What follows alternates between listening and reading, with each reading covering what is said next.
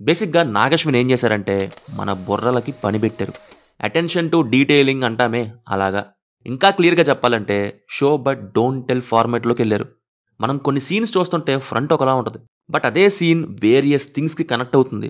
Like multi లేయర్డ్‌లా ఉంటుంది. నేను చెప్పేదేంటంటే కన్వర్జేషన్స్‌లో చాలా థింగ్స్ ఉన్నాయి. ఇవి తెలిస్తేనే మీకొక క్లారిటీ వస్తది. ఎగ్జాంపుల్ సినిమాలో 'బాంబే వార్' అనే వర్డ్‌ని ఎవరు విన్నారు? బికాజ్ అది కూడా ఒక ఇంపార్టెంట్ డీటెయిలింగ్. అండ్ ఇంకా చూస్తే సినిమా యొక్క ఇంటర్వెల్‌లో 'కాశీలో దేవుడు వచ్చాడు' అనే దానికి మీనింగ్ ఏంటి? అసలు who is Bhairava? Reincarnation of కర్ణనా? లేక మచ్ మోరా? చివర్లో బటన్ నొక్కితే ఏమైపోయారు? యాస్కిన్ దగ్గరికి గాండీవం వెళ్ళడానికి రీజన్ ఏంటి? అసలు ఆ గాండీవం ఎలా దొరికింది? ఇంకా దానికి కలియుగానికి లింక్ ఏంటి? Foreshadowing and characters arcs, contrasting characterization ఇవన్నీ చాలా వివరంగా, డీప్‌గా, ఇన్‌ఫాక్ట్ మచ్ మోర్ డీపర్‌గా చెప్తూ బ్రేక్ డౌన్ చేస్తున్నాను. మీరు చేయాల్సిందల్లా రెండే 2 పనులు. వీడియో నచ్చితే ఒకే ఒక్క like. Previous break down videos కూడా చూడండి. అంతా ఓకే అనుకుంటేనే ఛానల్‌ని సబ్స్క్రైబ్ చేయండి. Point number 1 Brahma, Vishnu, Maheshwara. Generator, operator, destroyer. షార్ట్‌కట్‌లో చెప్పాలంటే జీఓడీ గాడ్. సినిమాలో బ్రహ్మ ఎలా అని అడిగితే ఒక రకంగా కలి. బికాజ్ కలి ఎక్కడి నుంచి పుట్టాడు అనేది అర్థమైతే మీకు తెలుస్తుంది. ఇక నా ఉద్దేశం సుప్రీం యాస్కినే డైరెక్ట్‌గా కలి అని అనడం లేదు నేను. బట్ ఒక రకంగా యాస్కిన్‌ని కలిగా ట్రీట్ చేయొచ్చు. ఎందుకంటే కలికి ఒక రూపం అంటూ ఉండదు. అదొక నెగెటివ్ నేచర్ లాంటిది. మీరొకటి గమనిస్తే యాస్కిన్ సైంటిస్ట్ మీద గట్టిగా అరిచినప్పుడు ఒక డిఫరెంట్ వాయిస్ వస్తది. ఏదో తన లోపల ఇంకెవరో ఉన్నట్టు అలా ఉంటది. అలాగే యాస్కిన్ తలపై రెడ్ లైట్ వస్తూ ఉంటది. మేబీ అది అక్కడే ఉండుండాలి కలి. ఇంకోటి, కలి విషంతో నిండి ఉంటాడు. సినిమాలో సైంటిస్ట్‌కి తన కంటి చుక్క, ఒకే ఒక్క చుక్కతో సైంటిస్ట్‌ని చంపేస్తాడు. మీన్స్ తన బాడీ విషంతో నిండి ఉంది అని. సరే, కలి వరకు బావుంది. బ్రహ్మ అంటావేంటి అని అడిగితే గూగుల్ సెర్చ్‌లో చూస్తే కలి బ్రహ్మ యొక్క మునిమనవోడు అని ఉంటది. బట్ కరెక్ట్‌గా చెప్పాలంటే ఆయనలోని ఇంప్యూర్ థింగ్స్‌తో ఫార్మ్ అయిన అతనే కలి. దీనికి ఇంకా క్లారిటీ రావాలంటే బ్యాక్ స్టోరీ చెప్పాలి. అలా వెనక్కి వెళ్తే బ్రహ్మదేవుడు ఒకరోజు డీప్‌గా తపస్సు చేస్తుంటే తనలోని నెగటివిటీని వదిలేయాలి అని అనుకుంటాడు బ్రహ్మ. ఇక్కడ నెగటివిటీ అంటే గ్రీడీ, లస్ట్, ఈగో ఇలాంటివి. ఇప్పుడు మనుషుల్ని క్రియేట్ చేసేది బ్రహ్మ. ధర్మ మార్గంలో నడిపేది విష్ణువు. ఏదైనా తప్పు చేస్తే ఇక డెస్ట్రాయర్ అని శివుడు రంగంలోకి దిగుతాడు. సో బ్రహ్మ మనుషుల్ని క్రియేట్ చేస్తుంటే స్వార్థంతో కూడిన వాళ్ళు పుడతారు. అది సహజం. నేచర్‌ని డిస్టర్బ్ చేసి నాశనం చేసేవాళ్ళు పుడతారు. అది కూడా అంతే. బట్ నేచర్‌కి ఇలాంటి వాళ్ళని ఇస్తున్నానే అని ఒక ఫీలింగ్ ఉంటది బ్రహ్మకి. బ్రహ్మకి అవి తెలిసినా లోపలే ఉంచుకుంటాడు తప్ప బయట పెట్టడు. ఆయన చెయ్యాల్సింది ఆయన చేస్తాడు. అదే ఒక రకంగా నెగెటివ్ ఎనర్జీలో ఫార్మ్ అయ్యిద్ది లోపల. అదే ఒకానొక సమయంలో బయటికి వచ్చి కలిగా పుట్టిద్ది. బ్రహ్మ అడుగుతాడు కూడా, ఎవరు నువ్వు? అసలెలా వచ్చావని అడుగుతాడు. కాస్ బ్రహ్మ పుట్టించలేదు. దాన్ని వదిలేస్తే అదే ఒక రూపంగా అయ్యింది. ఒక సైకోపాత్ లాంటి నవ్వు నవ్వి, నువ్వే నన్ను క్రియేట్ చేసింది. నీ వల్లే నేను ఉన్నాను అని అంటాడు. అతని పేరే కలిపురుష్. ఇంకా చాలా సంభాషణ జరిగిద్ది ఇద్దరి మధ్య. చివరికి బ్రహ్మకు కోపం వచ్చి కాలకోట విషాన్ని క్రియేట్ చేసి కలిపురుషు మీదగా వదులుతాడు. కలి తప్పించుకొని పారిపోతాడు. ఆ కాలకోట విషం వెళ్ళి క్షీరసాగర మదనంలో పడిద్ది. దేవులు, అసురులు అక్కడ అమృతం కోసం కొట్టుకుంటూ ఉంటారు. అప్పుడు వెంటనే శివుడు వచ్చి ఆ విషాన్ని దాగేస్తాడు సృష్టిని కాపాడడానికి. ఈ ప్రాసెస్‌లో కొంత కలి మీదకి చిమ్ముతాడు శివుడు. కలి చనిపోయే స్టేజ్ దాకా వెళ్తాడు. ఇటు సైడ్ అమృతం కోసం వాళ్ళు కొట్టుకోవడంతో అది దొర్లిద్ది. బట్ ఒక్క చుక్క మాత్రం వెళ్ళి కలి మీద పడిద్ది. అప్పుడు కలి బ్రతికి అమరుడవుతాడు. కానీ కాలకోట విషం పడడం వల్ల బాడీ అనేది బూడిదైపోద్ది. సో అప్పటినుంచి కలికి ఒక రూపం అంటూ ఉండదు.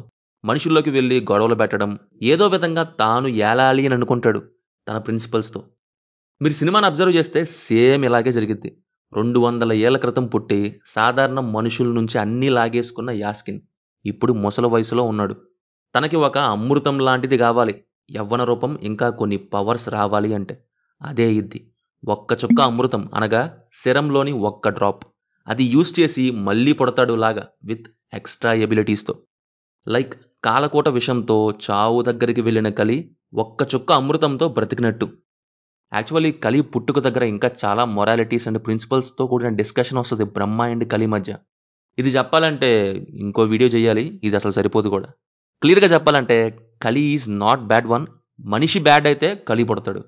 బ్రహ్మ యొక్క నెగటివిటీతో పుడతాడు. అంటే something Brahma hates in human lifestyle. ఇందుకే ఇక్కడ కలిని ఒక రకంగా బ్రహ్మ అని అన్నాను. బట్ బ్రహ్మ క్రియేట్ చేయలేదు. హ్యూమన్స్ బ్యాడ్ అయినప్పుడే తాను పుడతాడు. అలాగే యాస్కిన్ క్యారెక్టర్ని మీరు ఒకసారి చూస్తే థానోస్ రెఫరెన్స్ కనిపించింది కూడా. మన పురాణాలనే వాళ్ళు తీసింది. థానోస్ది వచ్చేసి మనుషులు ఇష్టం వచ్చినట్టు చేస్తున్నారు, ఉన్న వాళ్ళకి సరిపోవట్లేదు అని సగం మందిని లేపేయాలి అనేది థానోస్ గోల్. ఇక్కడ యాస్కిన్దేమో ఫ్రీగా వాళ్ళకి నేచర్ని ఇస్తే దాని విలువ తెలియట్లేదని, ప్రకృతిని అందనంత ఎత్తులో పెట్టేశాడు. ఫ్రీగా ఇస్తే దాని విలువ తెలియదు కదా, సంపాదించి ఆర్ కష్టపడి దక్కించుకుంటేనే దాని విలువ తెలిసిద్ది అనేది యాస్కిన్ ఫిలాసఫీ. దేవుడు కర్మ ఫిలాసఫీ బట్టి చూస్తాడు, యాస్కిన్ ఆ లైఫ్ గురించి మాత్రమే చూస్తాడు. లాగా కొన్ని అనుభవించాలంటే దాన్ని సంపాదించుకోవాలి అని ఇలా క్రియేట్ చేశాడు. మరో ప్రపంచాన్ని క్రియేట్ చేయాలి తన పద్ధతిలో అనేది యాస్కిన్ మెయిన్ గోల్. ఒక రకంగా చివర్లో అర్జునుడి గాంధీవం ఎత్తడానికి రీజన్ కల్కి యొక్క సిరం డ్రాప్ అయితే, ఇంకోటి గాంధీవం యొక్క మెయిన్ ఓనర్ ఎవరో బ్రహ్మ కదా. కలి కూడా బ్రహ్మకి తెలియకుండా తనలోంచి వచ్చిన భాగం కాబట్టి అది సాధ్యమైంది.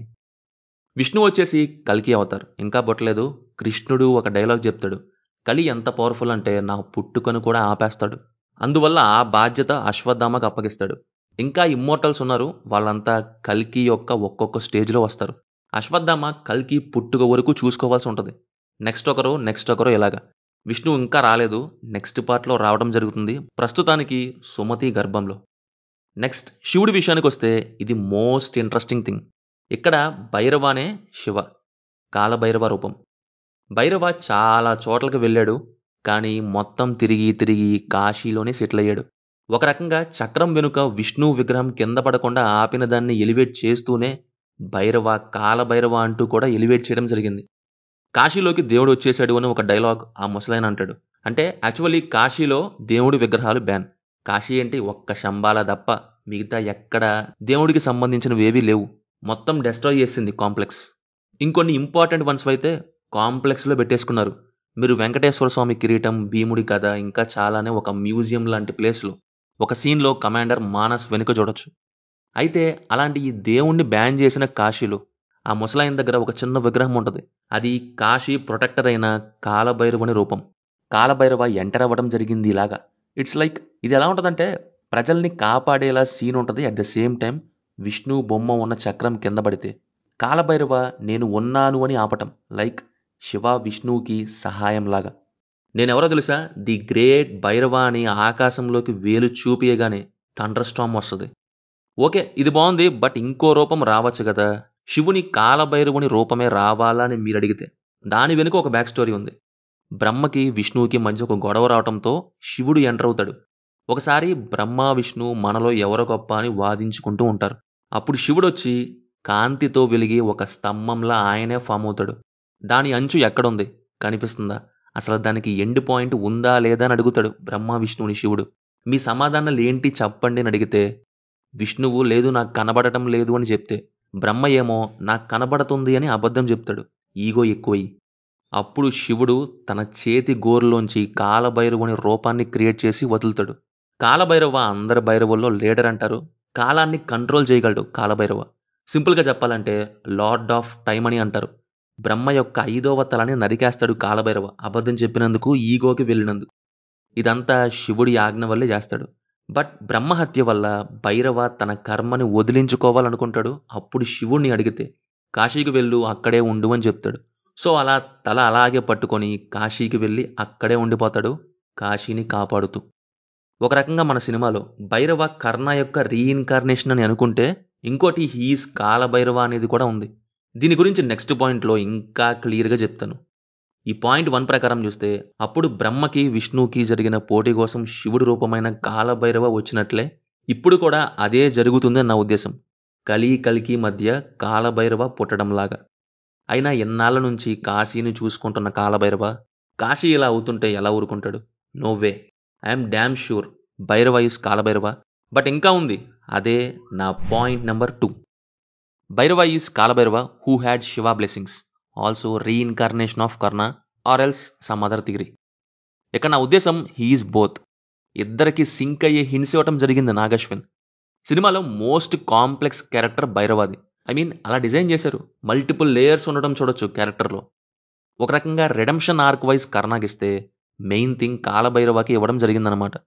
ఇంకా డీప్గా చూస్తే ఆ ముసలైన విగ్రహం గురించి ఆల్రెడీ చెప్పాను. అండ్ ఇంటర్వెల్లో దేవుడి రాక అయ్యింది అనేలాంటి సీన్స్ గురించి కూడా చెప్పాను. ఒక సైడ్ కల్కి అయిన విష్ణు గురించి చెప్తూ ఇంకో సైడ్ కరెక్ట్గా ఆ ముసలాయనే అనడంతో శివుడి గురించి కూడా చెప్పినట్లయింది. ఇంకోటి ఏంటంటే క్లైమాక్స్. నాకు తెలిసి మనం చివర్లో చూసింది కాలభైరవానే, బట్ సమ్ గ్లిమ్సెస్ ఆఫ్ కర్ణ అనొచ్చు. బికాస్ కర్ణ అయితే ఎందుకని వాళ్ళని కొట్టి చంపుతాడు? ఐ మీన్ అవసరం లేదు కదా. బట్ కాలభైరవ తన కళ్ళ ముందు ఆడవాళ్ళని ఎవరన్నా హింసిస్తే ఊరుకోడు. వాళ్ళని చంపి ఆడవాళ్ళని కాపాడతాడు. కాలభైరవని లార్డ్ ఆఫ్ టైమ్ అని అంటారు. కాలంతో ఆటాడుకోగల పవర్ ఉంది. ఒక్కసారిగా మహాభారతంలోని కర్ణుణ్ణి ఎక్కడికి తీసుకొచ్చి ఉండొచ్చు ఆ విజయధనస్సుని యాక్టివేట్ చేపించడానికి.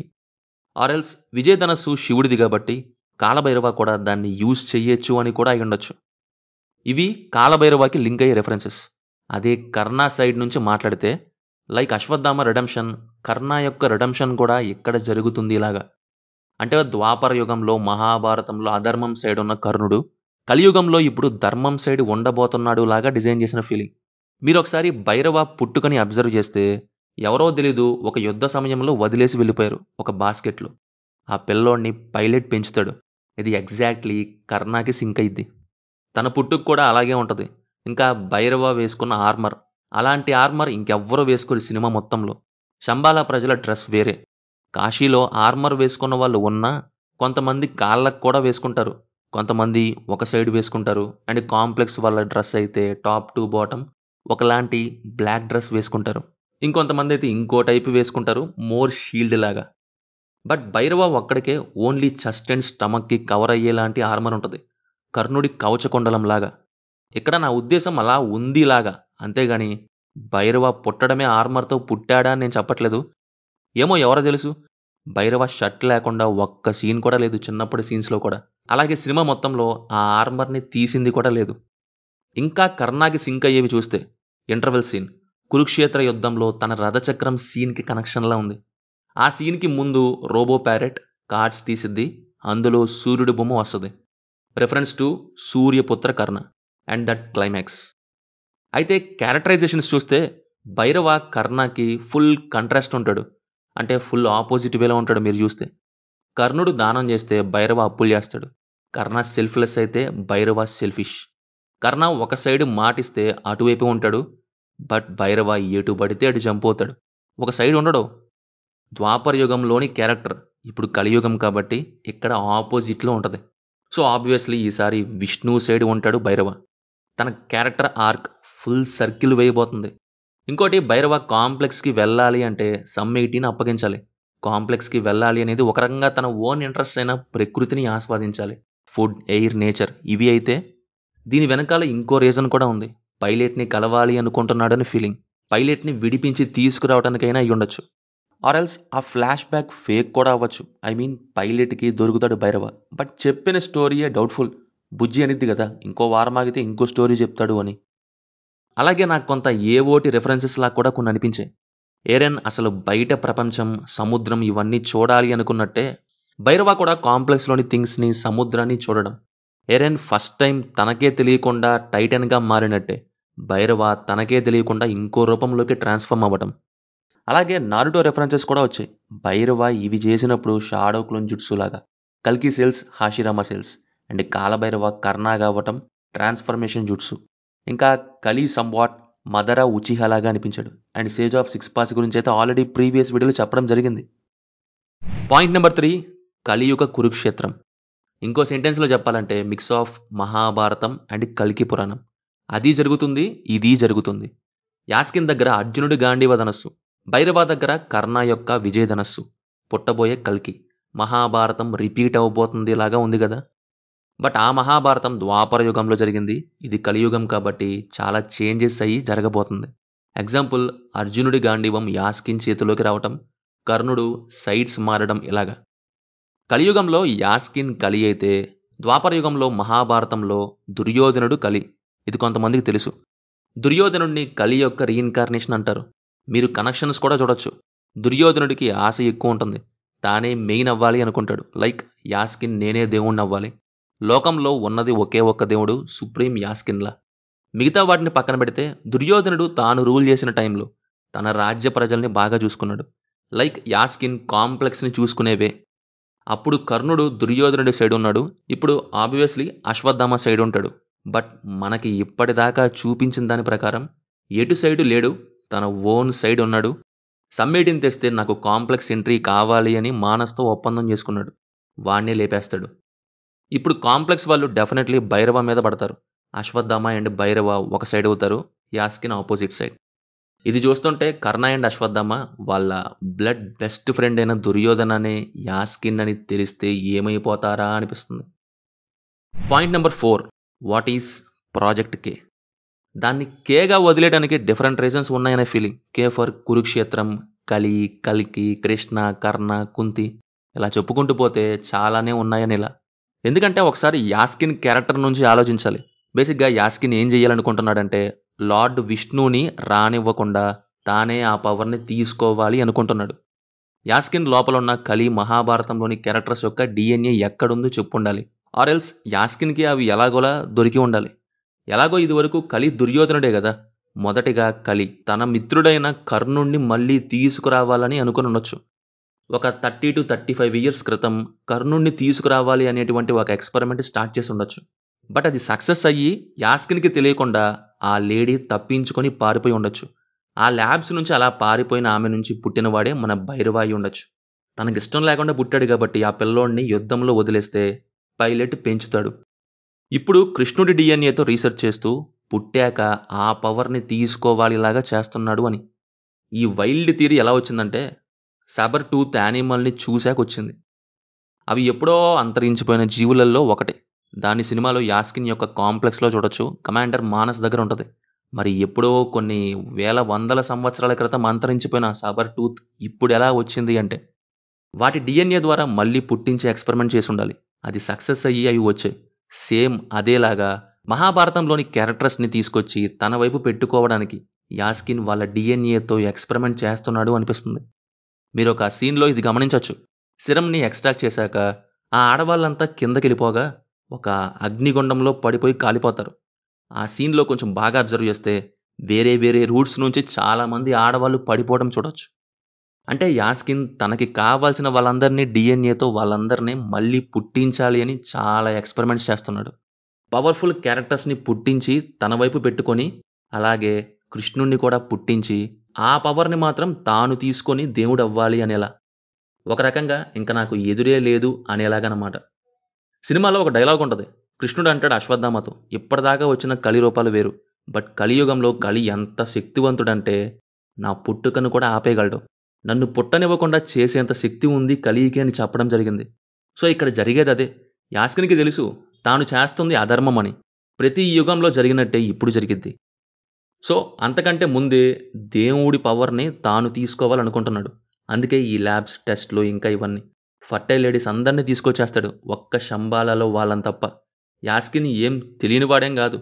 మనం ఎక్కడున్నాం, బట్ యాస్కిన్ ఉన్న టైం 2898. అంటే మనకంటే 874 ఇయర్స్ ముందున్నాడు.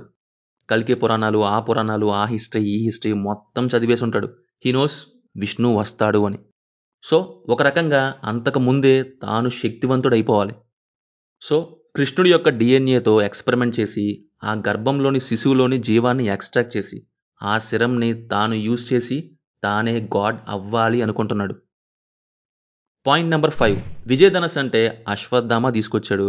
అది కర్ణుడు చెయ్యి తగలగానే యాక్టివేట్ అయింది. అది ఆ టైంకి అక్కడ ఉండడంలో లాజిక్ ఉంది. మరి గాంధీవం ఎలా వచ్చింది, అసలు వాళ్ళకి ఎలా దొరికిందనే క్వశ్చన్ వచ్చే ఉంటుంది మీకు. దీనికి ఆన్సర్, అర్జునుడి యుద్ధం అయ్యాక గాంధీవాన్ని వరుణదేవుడికి ఇచ్చేస్తాడు. అంటే కురుక్షేత్ర యుద్ధం అయిపోయాక అది పనిచేయదు, సో దాని యూజ్ ఉండదని వరుణదేవుడు ఇక ఇచ్చేయమని చెప్తే అర్జునుడు దాన్ని ఎప్పటికీ ఎండిపోని నదిలో పడేస్తాడు. అదే గంగా.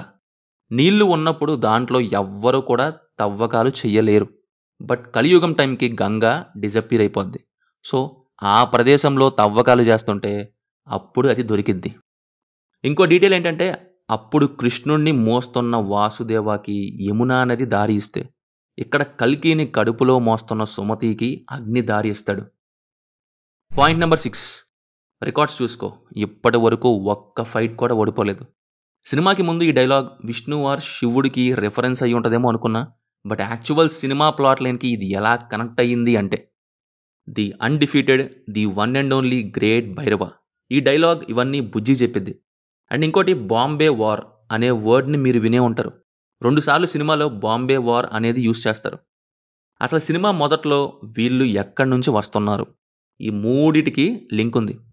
అది తెలియాలంటే భైరవ ఒక సోల్జర్ అని మీకు తెలియాలి.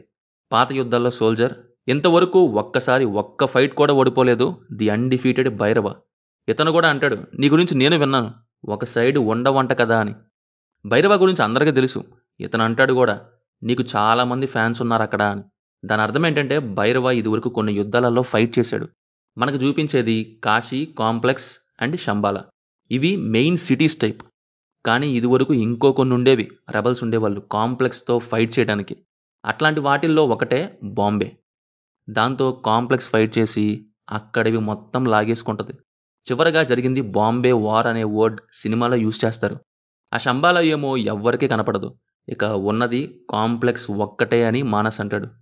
ఆ బాంబే వార్ లాగే చాలా వార్స్ జరిగాయి ఇదివరకు. వాటిల్లో భైరవ ఒక్కోసారి ఒక్కో సైడ్ నుండి ఫైట్ చేస్తాడు.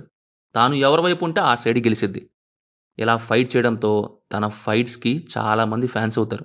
తన ఫైట్స్పై రికార్డ్స్ కూడా ఉంటాయి.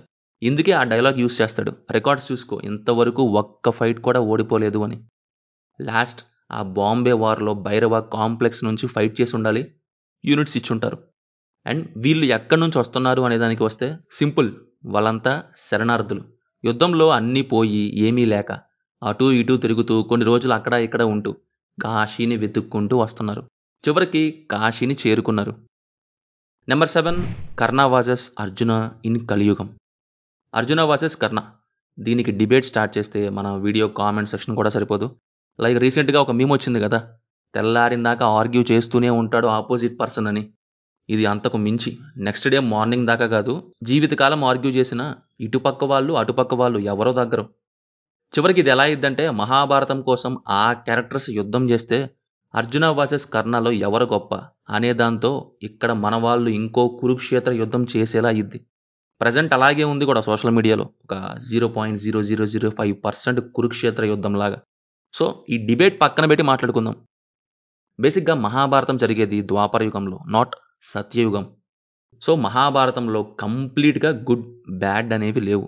అన్నీ కూడా సిచ్యువేషన్స్, కర్మ సిద్ధాంతం, ఫేట్ ఇలాంటివి. మహాభారతంలోని ప్రతి క్యారెక్టర్లోనూ ఫ్లాస్ అనేవి ఉంటాయి. మీరు చూస్తే ఎంత గొప్పవాడైనా అధర్మం సైడ్ ఉన్న వాళ్ళే కాదు, ధర్మం సైడ్ ఉన్నప్పటికీ సమ్ నెగిటివ్స్ అనేవి ఉంటాయి. మీరు చూస్తే మహాభారతంలోని ఒక్కో క్యారెక్టర్ ఒక్కోటి నేర్పిస్తుంది. అంతెందుకు మన ఇండియాలో దుర్యోధనుడికి టెంపుల్ ఉందని తెలుసా మీకు? కేరళలో ఉంది. ఎందుకు వెళ్తారు అంటే దుర్యోధనుడు మెయిన్ విలన్ అయినా సరే తనలోని కొన్ని గుడ్ క్వాలిటీస్ ఉన్నాయి. ఇది ఎందుకు చెప్తున్నా అంటే ఎవరి గొప్ప అనేది వాదించడం కాకుండా ఆ క్యారెక్టర్స్ నుంచి లెసన్స్ నేర్చుకోవాల్సిందిగా చెప్తున్నాను. ఆ జగన్నాథుడు ఆడే ఆటలు అందరం బొమ్మలమే. అండ్ ఇంకోటి ఏంటంటే సినిమాలో ఇప్పుడు మొత్తం 3 టీమ్స్ ఉన్నాయి. నెక్స్ట్ పార్ట్లో 2 టీమ్స్ అవుతాయి. బట్ ప్రజెంట్ అయితే 3 టీమ్స్ ఉన్నాయి, యాస్కిన్, భైరవ, అశ్వత్థామ. ఇంకా బాగా చెప్పాలంటే కలి, కాలభైరవ, కర్ణ, కల్కి. ఈ 3 టీమ్స్లో మీరు ఏ టీంలో ఉంటారో కింద కామెంట్ చేయండి. ప్రజెంట్ నేనైతే Yaskin team. I really liked the dialogue, మనిషి మారడు. ఎన్నిసార్లు ఛాన్సులు ఇచ్చినా మనిషి అలాగే ఉండిపోయాడు. ప్రతి యుగంలోనూ దేవుడు రావాల్సిందేలాగా అయిపోయాడు మనిషి. దేవుడు రావాలి, మళ్ళీ అన్నీ ఇవ్వాలి, రావాలి, అన్నీ ఇవ్వాలి. ఇలాగా ఉన్న వాటిని కాపాడుకోవటం ఎప్పుడూ మానేశాడు మనిషి. తానే దేవుడు అవ్వాలి అని చేస్తున్న ఎక్స్పెరిమెంట్ అనేది పక్కన పెడితే యాస్కిన్ ఐడియాలజీకి ఫ్యాన్ అయిపోయా. పాలించడానికి నువ్వు ఎవడు అని సైంటిస్ట్ అడిగితే నాశనం చేయడానికి మీరు ఎవరు అని అంటాడు యాస్కిన్. ఇంకా చూస్తే స్వచ్ఛమైన నీళ్లు టేస్ట్ తెలియక భైరవ సముద్రం నీటిని తాగటం, ఆరెంజ్ తొక్క తీయకుండా తినడం లాంటి మైనర్ డీటెయిల్స్ కూడా చాలానే ఉన్నాయి ఇందులో. నా ఉద్దేశంలో నాగశ్విన్ డీటెయిలింగ్కి ఒక పెద్ద సెల్యూట్ పెట్టేచ్చు. బికాస్ క్యారెక్టర్స్ని ఏదో సింపుల్గా పెట్టేలేదు, ఎవ్రీథింగ్ చాలా ఇంపార్టెన్స్తో క్రియేట్ చేసినట్టు ఉంటాయి. ఒక జవాబు 4-5 ప్రశ్నలకి సమాధానాలుగా అవుతాయి. This is definitely creativity wise brilliance అని చెప్పచ్చు. సో ఇవి గైస్ సినిమాలో నేను అబ్జర్వ్ చేసిన థింగ్స్ అండ్ కల్కి మూవీపై నా బ్రేక్ డౌన్. ఈ వీడియోపై మీ ఒపీనియన్ ఏంటి? అండ్ అలాగే మీరేమన్నా అబ్జర్వ్ చేస్తుంటే కూడా కింద కామెంట్స్లో మాతో షేర్ చేసుకోండి. అండ్ అలాగే మన ఛానల్ని తప్పకుండా సబ్స్క్రైబ్ చేసుకోండి. Will meet in next video. Thank you. జై హింద్.